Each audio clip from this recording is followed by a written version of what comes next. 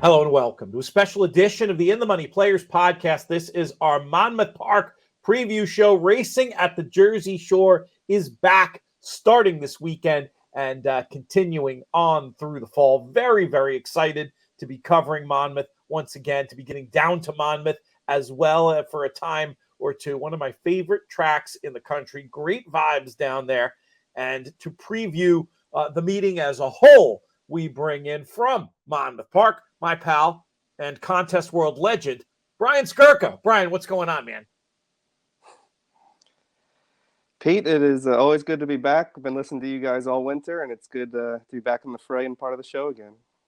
It's always fun down there on the shore. Give us sort of the overall parameters of the meet in terms of start to finish, and then we'll get into some of the highlights that people should be circling on their calendars for this upcoming Monmouth season. Yep, it's a lot of the same. We're starting a week later this year. Like you said, this Saturday is our opening day. We end a week or two earlier this year. But other than that, a lot of what you've been seeing lately, the Mondays that we ran last year in August will not be returning. So it's just a Saturday, Sunday schedule in May. And then once we get to June, it's Friday, Saturday, Sunday. Our post times are slightly different. We've gone back a little bit. So weekends used to be 12:15 the last few years. Now they're going to be 12:40. So we're going to start a little bit later.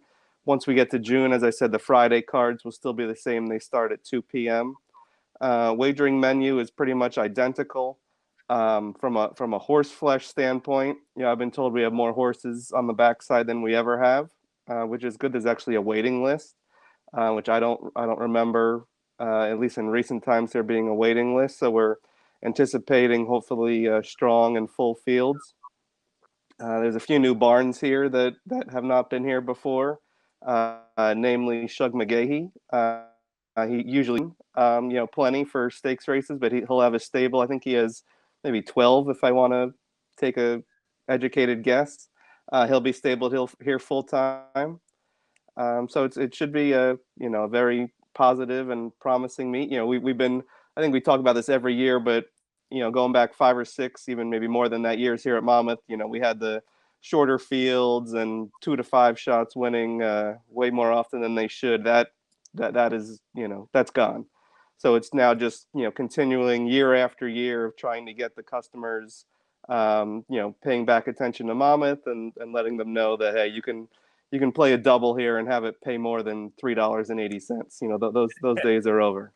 So that is good. we're looking forward to getting everybody's support. June 2nd, will that be a Friday? I'm already circling on my calendar, maybe coming down. Is that'll be the first one? That's our first Friday, correct. Excellent. I love that. My favorite thing for New York City-based people going down to Monmouth, it might not be the most efficient way to do it, but taking that C Streak ferry down on a Friday, it gives me those old school summer vacation vibes. You go right past the Statue of Liberty, you get there, you take your Uber, you have lunch around there, take your Uber out to Monmouth, and you can have just a wonderful day out and you've got the pizza and wine place with the music right there just off the property too. What's the name of that place? I can't believe I'm spacing on it. Blue Grotto is the name of that restaurant. Yeah, so that's a lot of fun too. There's so much. It's just such a good day out and an experience that people should be paying attention to. Let's talk contests. In your intro, I mentioned that you have, quite a following in the contest world because you run such a good one. What are the key days for people to circle on the calendar as far as contests at Monmouth this year? Yep. So the big one is June 3rd. That's our $2,000 pick your prize handicapping challenge. That we describe as the best opportunity to qualify for the NHC all year. Last year we gave out 25 seats to the NHC to 290 entries, which was by far a record. So I think last year was 25 NHC seats, 7 BCBC seats, if I'm not mistaken, and a bunch of cash. So we're me and Jim Goodman have a little friendly rivalry going on. I think his contest in April was 292. So now I have to work a little extra harder to get to at least 293. I'm hoping for 300 or more, but no matter what, it's got to be at least 293. That's But great. June 3rd is the big one. I would circle that one on your calendars. We have a contest on Haskell Day, which I think is the third year that we've done it. That's $1,000 buy-in. That one is more BC skewed. We're proud friends with the Breeders' Cup always, but Haskell is a win and you're in race, so we kind of took that opportunity, a win and you're in race for the Classic. So we kind of took that opportunity to partner with Breeders' Cup for that contest. And I think last year that contest gave out 7 BC seats and 2 NHC seats. So we're hopefully continuing to grow that one. And then we have 2 contests in August that we've expanded a little bit and trying to do something different. Just in the post-COVID world that we're in, I want to give more players an opportunity to play online. So in previous years, our only August contest was Traverse Day, and you had to be here at Monmouth Park only to participate. This year, I've expanded to 2 contests. We have one the first Saturday in August, which is Whitney Day, and then still Traverse Day. Great. And those are going to be hybrids. You could play on site if you want or online. There'll be Monmouth Saratoga contest. So hopefully, we're going to give a little incentive for the players on site. I certainly don't want to scare anyone away from playing on site, and I want to give them kind of a bonus if they do play here, but certainly want to open it up to let players play from anywhere if they so choose. I love that. What about Pick Your Prize and Travers Day? Are those you have to be on site, or are those hybrids as well? Nope, they're all Pick Your Prize is a hybrid. You can play from anywhere or here. Haskell Day, you can only play online. Just the logistics of Haskell Day, we don't have the bandwidth to have a ton of people here. And then both of those August contests that I mentioned are hybrid. You could play from on site if you want or online. Who are your online partners for those? Presumably the local ADW, but does it go beyond that? It does. So FanDuel is our partner here at Monmouth. They run 4NJ bets for us, which currently is the only ADW allowed in New Jersey. So FanDuel on a national level is a partner, Express Bet. And then for the first time this year, we're going to open it up to HPI, which is the Canadian ADW. So some of our friends in Canada will also be able to play starting this year. That's terrific. Now, the other contest that we're going to be partnering up on, we're going to have a little bit of fun. Tell us a bit about Haskell Preview Day in general, and then what we have in mind contest-wise. Yep, so it was extremely successful last year. It's the day before Father's Day, so Saturday, June 17th this year. This is the second year that we've been doing it, and we kind of been following, a lot of other tracks are doing it. So we took a shot last year, and basically every race on Haskell Day obviously has a prep race somewhere. We used to spread them out, and there would be 1 this Saturday and 2 this Saturday. And last year we said, let's all throw them on the same day. We kind of identified that day before Father's Day where nationally there's not a lot going on. It's after the Belmont Stakes. I think they moved the Summit of Speed. They moved what's now the King's Plate. So there's not really much at all nationally going on that Saturday. So we kind of circled that on the calendar, said let's make this a Monmouth Park Day and prep for all the big races on Haskell Day, not only the Haskell, but the UN and some of the other undercard races. It was a big success last year. We had a great run in the Salvatore Mile where Mind Control and I always forget the name, sort of Charlie, the horse that always ran second in my opinion. What was that horse's name? Doug O'Neill's horse. Wasn't it Yeah, Charlie? Hot Rod Charlie. Hot Rod Charlie. Hot Rod Charlie. Yes, I can never remember the name of that horse. But so that they really threw down in the stretch of that race last year on Haskell Preview Day. So it was a great day for us. We're going to do it again this year, and like you said, we've added a online feeder contest. So as I mentioned earlier, we have our $1,000 buy-in contest on Haskell Day. What we're going to do with you and our friends over at Horse Tourneys is have an online only pick your prize feeder that day. I think the buy-in is going to be like $1. So it's basically a free contest. I think, like I said, I think it's $1. You guys are going to do a live show during the contest, talking through the races and updating where we stand. And we're going to give out the top 5 finishers are going to win a seat to the $1,000 buy-in Haskell contest.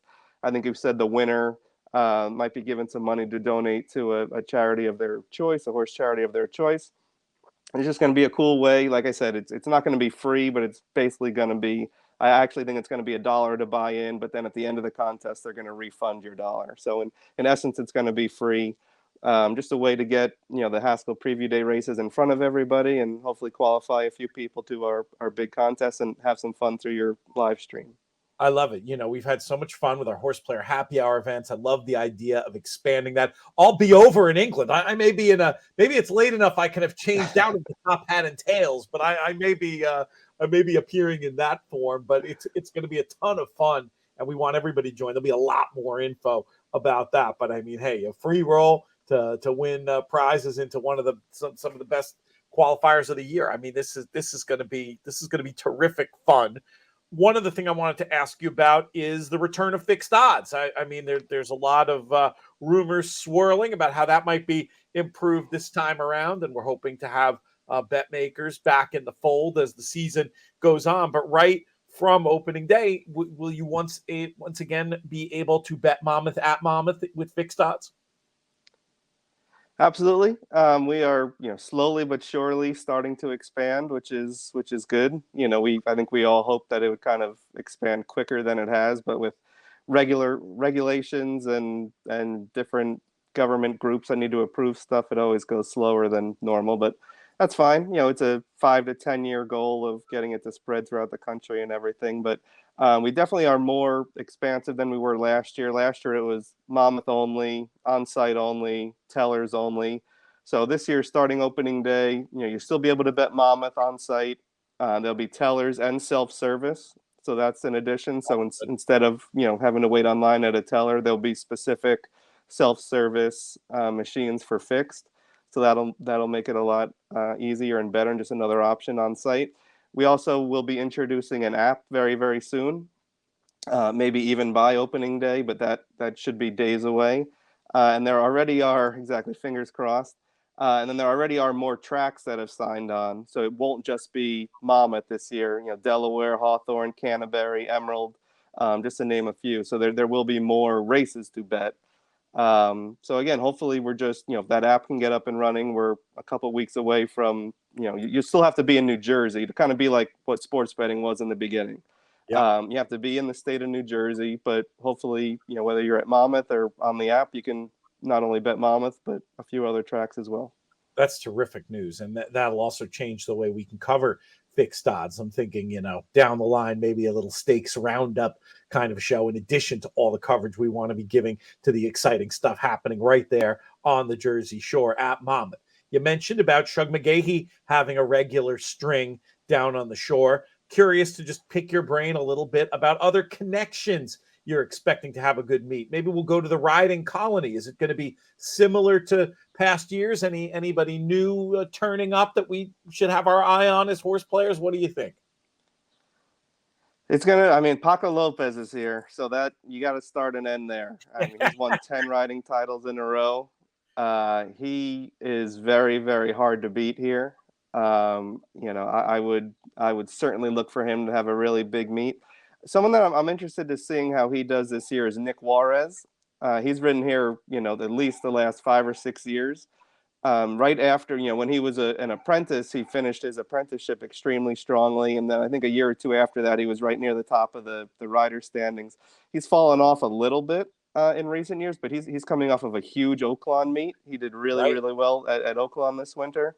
So I'm interested to see how he rides that momentum from Oaklawn and brings it here to Monmouth, where he has had plenty of success in the past.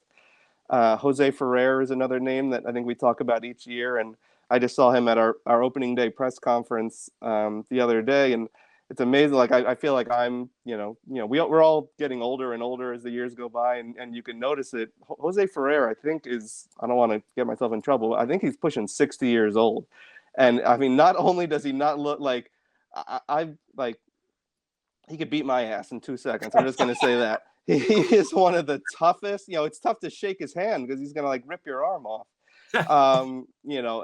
Especially on speed horses, Ferrer is always dangerous here. We do have a couple new. I know Lane Luzzy is riding here for the first time. We have a couple other new jocks that are here from a trainer standpoint. Like I said, Shug is here. He has a relatively minimal stable. So we're not expecting him to challenge for leading trainer, but Claudio Gonzalez was leading trainer last year. Kelly Breen is back with a bunch of horses. He's a perennial leading trainer here. And then, for the stakes races, obviously Chad and Todd and Shug, as we said, will be here. But it should be a good mix between, the local guys that you've come to know and love at Monmouth Park, and then our stakes schedule. A lot of the stakes races, the purses have gone up for those, so we'll hopefully get some shippers. I know Brad Cox has at least one, maybe two in the Long Branch on Saturday, our opening day stakes. He's been a big supporter of Monmouth Park Stakes. He's won the Haskell the last 2 years, if I'm not mistaken. So should be a good mix of the local Monmouth Park crew for the everyday races, and then some ship-ins for the stakes. We'll talk specifically about the Saturday card in the next segment on this show with Nick Tammaro, who's going to be dropping by.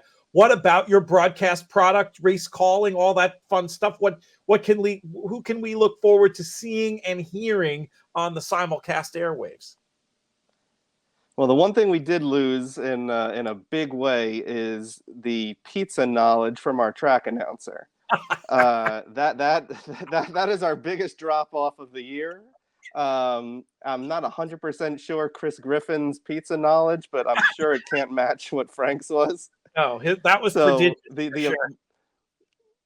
Yeah, that's probably our biggest loss this year. Chris is great. I love Chris, and everyone knows Chris from Aqueduct over the winter and Parks, et cetera, in the past. And so Chris Griffin is our new track announcer. Great guy with a great sense of humor. So I'm sure I'm fine to dig at him a little bit. But the biggest loss of the season, as I said, is the ability to call the announcer's booth now and say, "Hey, I got some friends in town. Where should I take them for pizza?" Frank should leave a cheat sheet in the booth for Chris for that exact eventuality. Knowing Frank, there's at least a 50% chance that actually happened. We might have to find that. It's like finding the soup Nazis recipes. Like we'll have to go up there, find it, and then we could sell that sheet for $1 million. But no, so Chris will be calling the races. We're extremely lucky to have him, and can't wait for him to. He's been our first half of the year announcer the past few years when Frank has been in California. So it's great to have him on full time now, and he's excited. We're excited. So that will be great. We do have a new on-air handicapper to work along with Brad Thomas, who has been here forever. Crystal Conning is a retired jockey, which makes her sound a little bit older than she actually. She's young, but she did just retire from riding. I think she rode the winter at Turf Paradise. She's done some riding and some on-air stuff at Canterbury in the past, so we're super excited to have her. Really seems really knowledgeable from the stuff that I've seen her do in the past. So between her and Brad and Chris, they're going to kind of tag team all the handicapping that we have. FanDuel will be here every day as they have in the past. I know Larry Colmus is going to be their main person. I think rumor has it, I think our boy Matt Bernier might make a few appearances over the course of the season for FanDuel. So both, we're obviously all big fans of Matt. So from a Monmouth Park side, a FanDuel side, and in the money media side, I think that's a good thing for everybody. That's great. I'm excited. Presumably we'll be seeing some fixed odds coverage on the feed too. Maybe I can even crash when I'm down there and help out a little bit. It's you guys do just a consistently excellent product. I will put in a plug for one, not the only. Frank has half a dozen recommendations, but the one that I was like totally blown away by because it was so different than anywhere I'd been for pizza. And I really liked it. Federici's. Have you ever done Federici's? I forget exactly where it is. It's like a 20-minute drive, but it was well worth it for the pizza. Yes. Yeah, I believe that's in Freehold. But yes, we've all been either been dragged to or a willing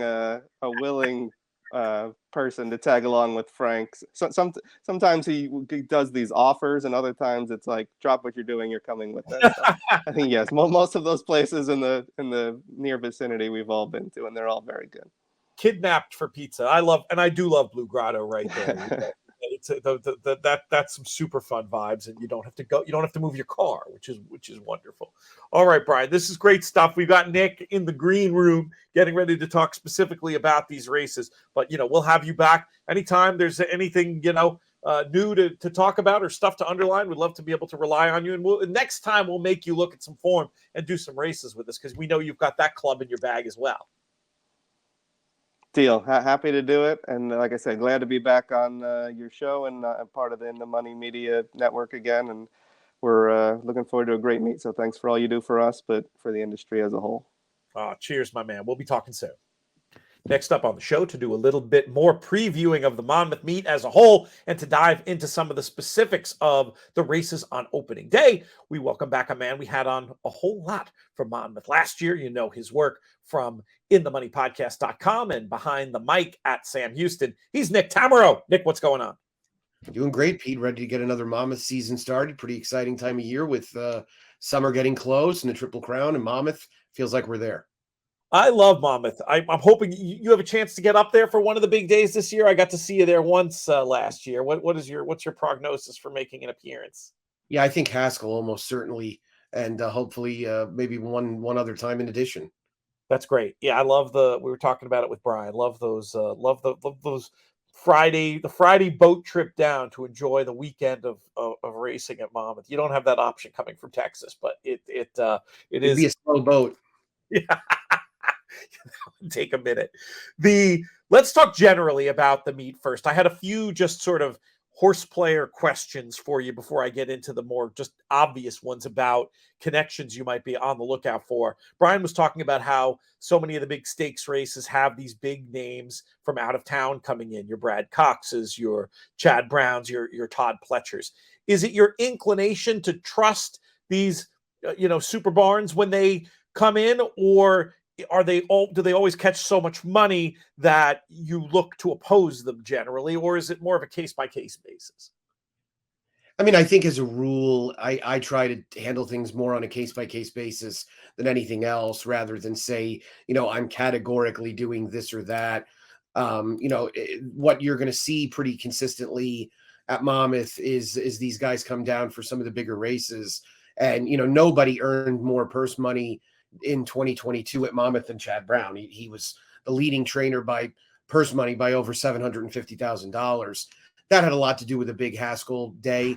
But at the same time, he had 114 fewer starters than Claudio Gonzalez, who was second. Todd Pletcher earned over $1 million in purses. And so, these guys are coming down for the bigger money races. I don't think that, and the other thing that we've noticed too, is that Chad will debut a horse at Monmouth on the turf, especially without any real concern.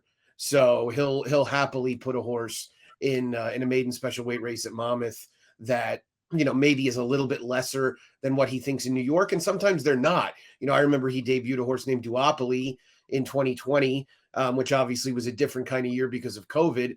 And 6 months later, she won the American Oaks. So she was a solid horse that he was willing to send over to Monmouth. He's got a pretty active string there. We saw him win with quite a few horses at Saratoga last year that had been training at Monmouth. So that's not a negative either. But yeah, I think as a rule, I'm going to take their stakes horses a little bit more seriously. That's interesting. What about on the riding side? Paco Lopez dominates in so many ways and always catches a lot of money. Is it worth paying the tax with a rider like Paco at Monmouth? Yeah, I mean, 46 more wins than anybody else last year. He's just going to kill them with volume. And, it's one of those situations which we saw for years and years in New Jersey with Joe Bravo, where, if you're reaching out to Paco, if you are not one of his regular clients because you think you've got a horse that's going to win, and his agent is only taking quote unquote blue chip mounts and mounts on horses that are going to be likely favorites, likely winners, because he's obviously trying to win as many, they're obviously trying to win as many races as possible. A rider that won a lot of races last year that's not in the colony is Isaac Castillo. He had an injury in the middle of last year that derailed his meet a little bit, but he was off to a very, very good start earlier in the meet.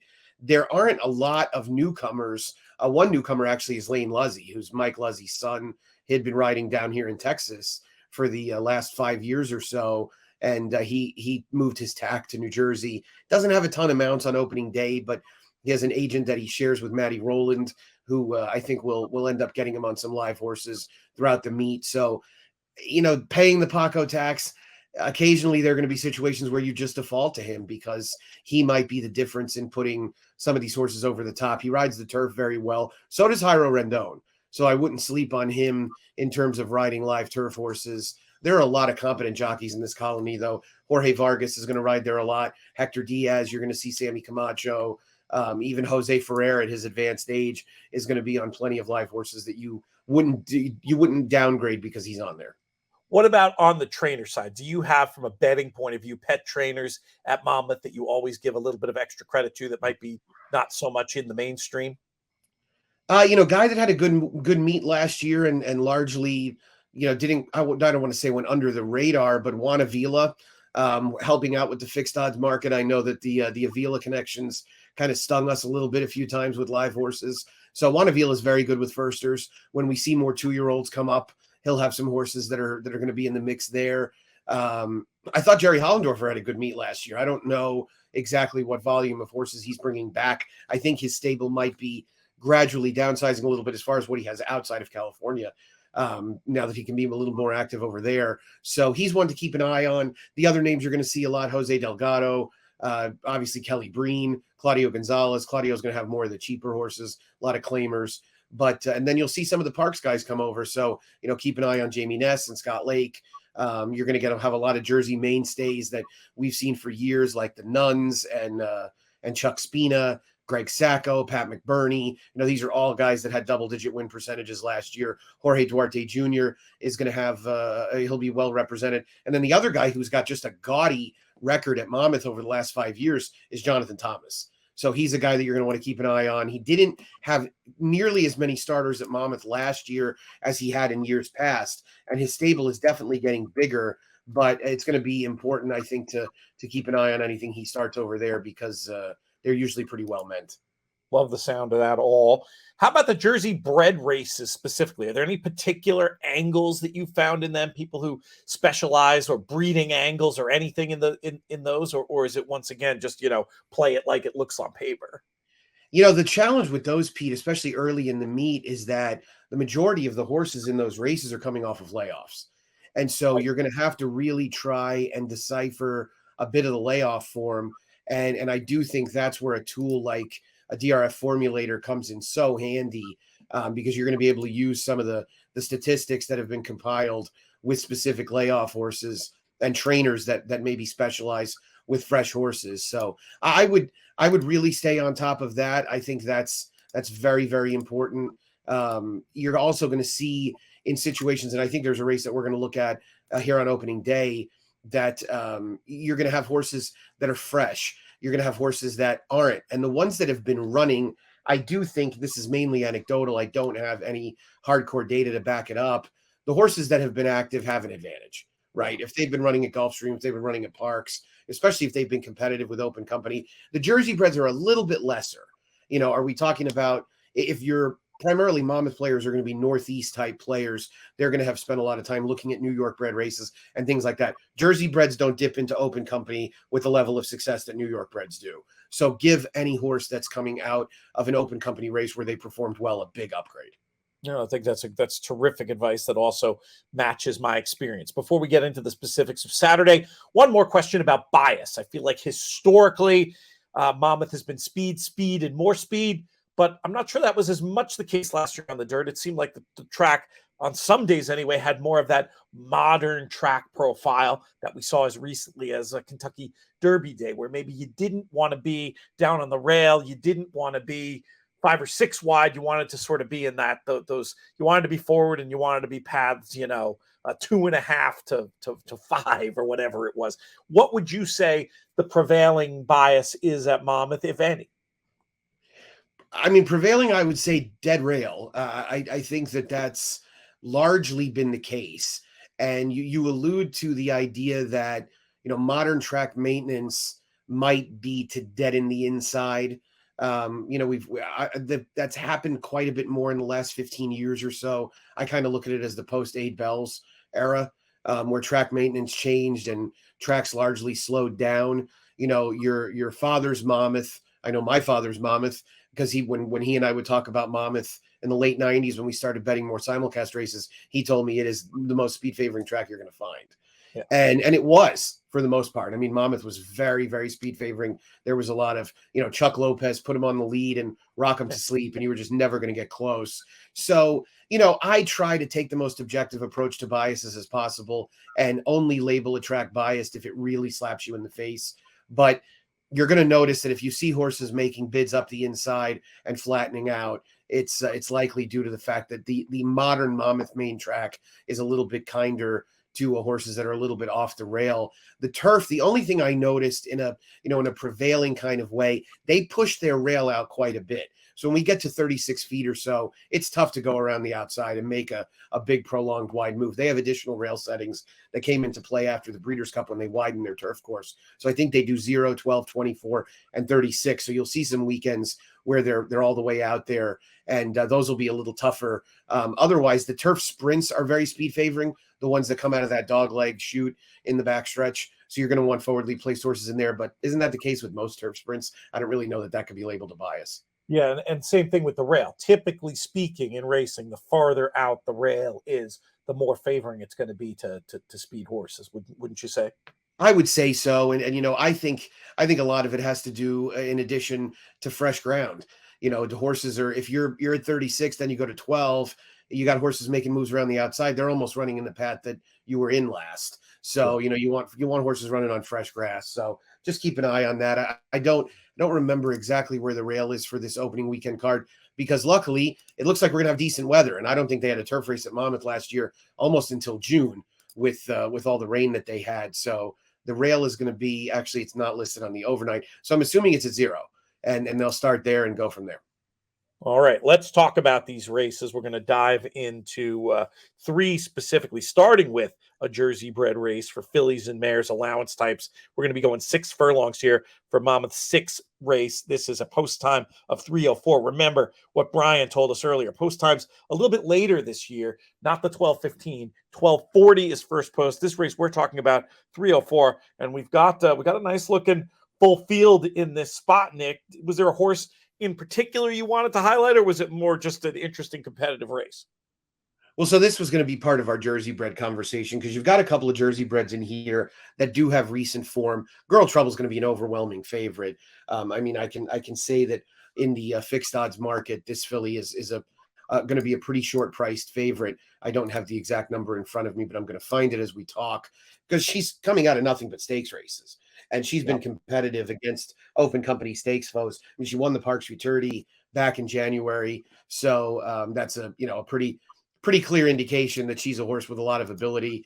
And I think these are kind of the situations that you're going to run into. Yeah, she's priced down to 4 to 5 in the fixed odds market. I think in the morning line, she's probably somewhere along that line too. But then you also have a horse like Proud Mule, who's not nearly as fast on paper, but does have a lot of speed, has been running against open company, and she's really the only foe for Girl Trouble. But otherwise, if you take a horse like Girl Trouble out of this race, what you're going to be looking at are a number of horses that are going to be coming off of layoffs. Either they're going to be coming off of layoffs, or they're going to be coming out of much cheaper races. So these are the kind of spots where with the Jersey breds, you're going to have to do your homework on who's good off layoffs, which kind of horses have run well fresh in the past, and those kind of things. But as far as the late pick 5 goes, this feels like a pretty safe spot to get bullish with Girl Trouble, who might just gallop home at $2.60 or so. Yeah, 3 to 5 last time against stakes. And that, at least according to the Timeform US algorithm, that's a day that said they favored closers. I'm guessing that typically correlates with the rail not being good, which is where Girl Trouble was making her run. So somebody might say, why do I want a horse who was just 6th, beaten 15 coming back? Well, the drop in class, potentially getting off the rail here, and maybe having that excuse for last time, as well as a sharpness advantage against some of the others. I definitely am hearing what you're saying there. Do you think with Proud Mule, we talked about the rail not necessarily being great. Is she fast enough in here that she might be able to get forward and get off the rail quickly? I mean, is she a reasonable alternative, or is she one to potentially be against actively for you? I mean, you and I are Timeform US users, and if you are, then you're going to upgrade this filly, because she's coming out of a race that the pace was exceptionally fast. She did all the running early. Now, it makes it clear in the comment line she caved in late, right? She didn't exactly stick around, but that was her first start off a little bit of a layoff. I'm sure that that Jerry Hollendorfer had an eye on Monmouth for a second off the layoff type spot, and I think she's one that you might want to upgrade a little bit there. Now, Timeform US does indicate they do think this pace could end up being pretty fast, especially with Sadie Baby in there to force things along a little bit, busting down doors, and Epic Queen also with plenty of early speed. I think Proud Mule is clearly the alternative to Girl Trouble, but I do expect Girl Trouble to win. Let's move to the opening day feature. We've got the Long Branch Stakes, which is winning you're in for the Haskell. We're going 1.70 here for these 3-year-olds with 100,000 in the pot, and some familiar names turning up here. Maybe Slip Mahoney being the most familiar of the bunch based on conversations we've had this winter on these airwaves. Who do you like to get to the winner's circle here? Is it too late on my Derby future on Slip Mahoney? I think you Yes, can rip I just it up. admitted that. I just admitted that. So Slip Mahoney is cross-entered in the Peter Pan, and I don't know where to go. I think there's one other horse in here who's cross-entered the Peter Pan. No, what there is there are two other horses in here that are both with Paco named, both for Butch Reed. So that could end up being a jockey change. One thing that Monmouth allows is for a trainer to name the same rider on two horses and then change it at scratch time.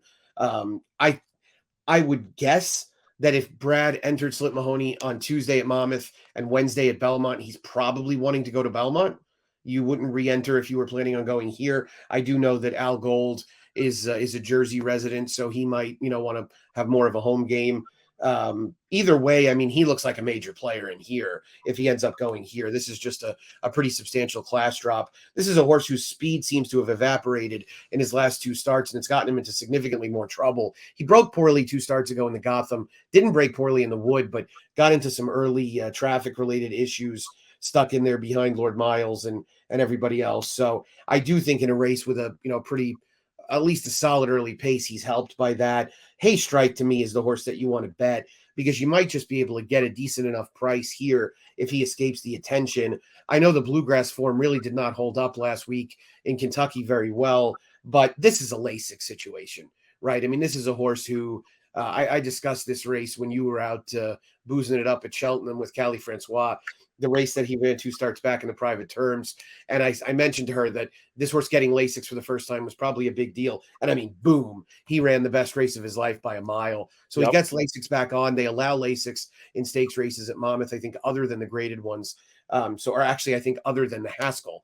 So, yeah, he's a big upgrade for that reason. The other thing was that in that private terms, he had significantly more positional speed. They didn't go exactly very fast in there, but they didn't crawl. So he's the horse that I'd be looking forward to betting. And we'll see which one of these two Butch Reeds go. 90% Maddie is probably the better of the two, coming in off that good effort in the Federico Tessio behind Perform, who is actually being supplemented to the Preakness. Which I was gonna say that's a form line to pay attention to what this horse does to see. I mean, I feel like when was the last time a Testio winner even hit the board in the Preakness? But it's certainly interesting that they're reaching in the supplement. Magic Wiesner would be my inclination. Oh yeah. That's I think he was a Tessio winner. My father and I hit a huge superfecta one time in the Tessio with 2 horses that I liked that were long shots from off the pace, and the race totally fell apart. That had to be like 2001 or 2. It was a long time ago, and that was right around when it last happened. So yeah, the Tessio's not been the the productive race in terms of Preakness success that it had been in the past, but 90% Maddie has that variable that always travels, which is speed. So I would say, yeah, that's a horse worth keeping a little bit of an eye on as well. Yeah, I could definitely see that. Any thoughts on any of these others interesting either for today or for a pointer to something else, or shall we move it along? Yeah, I think we could move it along. I mean, post scratch, you want to see how much speed remains. That might be one of the things that keeps Slip Mahoney in this race as opposed to the Peter Pan. The other thing is that, I mean, Brad Cox has another horse in the Peter Pan. He has Bishop's Bay in that field as well. So he is one that is not terribly fond of running his horses against each other, only in situations where they kind of have to, and they don't have to in the Peter Pan. So he might have been looking for a little insurance for Slip Mahoney. That's a very interesting point. And I think you also made the key point that, connections wise, them, Gold wanting to run at Monmouth it makes sense. It'd be an easy sell, I think, if they do decide that's the way to go. We'll know a lot more as we get closer. Nice looking race here in race number 9. I wanted to talk to you about. We got a full field for these fillies and mares in the allowance ranks, going 1 mile and a 16th on the turf, and it looks pretty competitive at first blush. What's your thought on this one? You have a particular lean? Yeah, the interesting thing here is that the balance of power is kind of shifted towards the outside. And it's a matter of how comfortable you are betting tens and 11s in turf routes at Monmouth. So the just wonderfully named Now Use Can't Leave looks like the horse to beat on paper, coming in off that good second. But one of the things we saw over opening week at Churchill Downs, at least, and I saw this quite a bit at Keeneland, the fairground turf form didn't hold up at all. And one of the horses that did actually win is the horse who beat this mare last time out, but she came back and won on the dirt. So, there was just a limited amount of turf racing.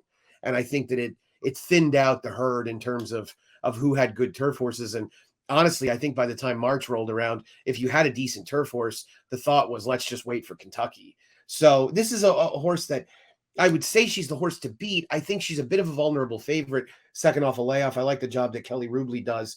Then you've got some Gulfstream horses coming in with solid enough form, like Z First, and really a little bit more so than that, Coconut Beach, who ran in a relatively solid race against some hard-knocking starter allowance types at Gulfstream in her last start. So, yeah, it's a super competitive race. I mean, you're going to get enough pace to set up a horse like Kitten's Collusion, who was one of the more unjustly disqualified horses you're ever going to see 2 starts back at Monmouth. I still found a way to miss the Mid-Atlantic pick 4 that day, even being the beneficiary of the disqualification.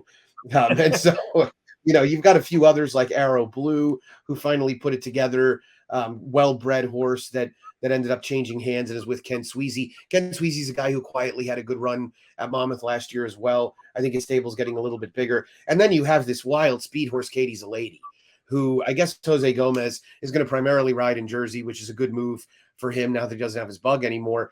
And she might be able to just blitz this field on the front end. I mean, you don't see, I know it was kind of an insane runoff situation. She had a 180 early pace figure last time out. I mean, that's rabbit territory. So, I mean, if Jose is, and with all due respect to Antonio Gallardo, if Jose is able to get her to relax at all on the front end, I mean, this might be kissing goodbye. Yeah, especially if it's playing that, if it's playing that way early in the meet to speed on this turf course. I know the conditions don't work out in terms of what they both want to do, but I do want to somehow see Funny How against Now Use Can't Leave in a match race, or at least in the same race at some point, so we can put the Goodfellas form up against the Bronx Tale form. And there was who was running recently too was Barzini. There's been let's get the Godfather in there as well. And actually, I noticed that when we were at Tailor Made with our now mutual friend Philip Shelton, the Jonathan Green DJ Stables has a horse that is by Uncle Mo, who is brilliantly named Mo Green.